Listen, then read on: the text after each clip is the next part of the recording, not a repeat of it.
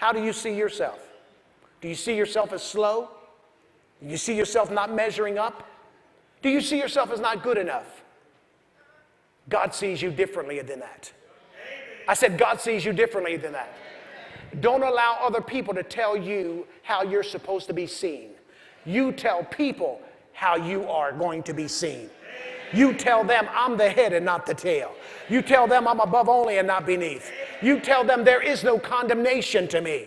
You tell them that the favor of God surrounds me like a shield. What are you doing? You are telling them how you see yourself instead of letting people label you. Can you say amen to that?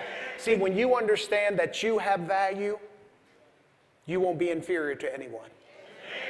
When you understand that you have value, you won't compete with anyone. When you understand that you are God's masterpiece, that you can walk in a room and not have to hold your head down, but you can walk in a room and hold your head up. Because you have been born of the Spirit of God. That He thought so much of you that He made a vessel called your flesh and put His Spirit in it. You have value. And so many times from our childhood, we're told things, things are said about us, and we wear these labels through life, and these labels cause us to put pressure on people because now we're trying to always prove ourselves. You don't have to prove anything. Jesus proved everything. And all you've got to do is realize that He gave you value. I was valuable enough for Him to breathe life into me. And if I was valuable enough for Him to breathe life into me, then I've got a purpose. God calls you the head and not the tail.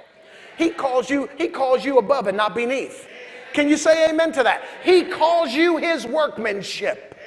Do you understand that word for workmanship is masterpiece? God said, I'm calling you my workmanship. I'm calling you my masterpiece. I don't care what your husband called you. I don't care what your parents called you.